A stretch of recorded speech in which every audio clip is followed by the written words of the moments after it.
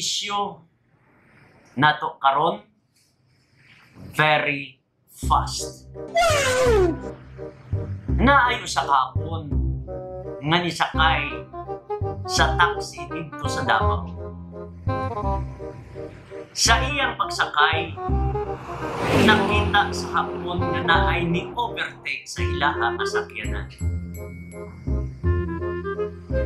Nangutana siya sa Pinoy nga driver, "Dong, unsay brand ni atong sakyanan nga ni overtake sa atua?"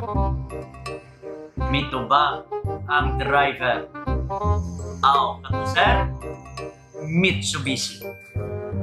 Mitubag hapon, "That is made in Japan, very fast. Your car is very slow, made in the Philippines."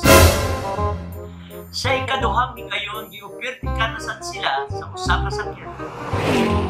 Og nangutana na sad say brand sa sakyanan nga ikaduhang nag-overtake sa ilaha. Mitubag ang Pinoy na driver, "Aw, kato sir, that is Nissan Sentra."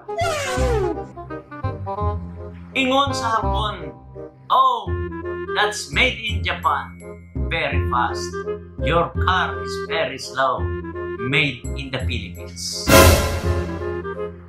Pag-abot sa airport, nanao ang hapon. Nangutana ang hapon sa Pinoy nga driver, "How much?" Mitubag ang Pinoy nga driver sa hapon, "Sir, 1,500.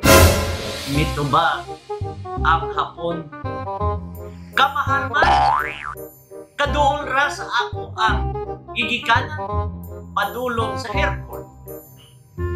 Mitubag ang Pinoy nga driver, "Sir, my meter is made in Japan, very fast."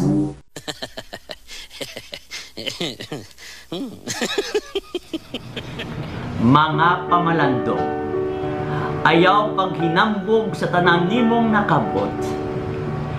Kay kung unsa kataas ang imong lupad, mausad kataas ang hagbong ug kusog nga lagapag.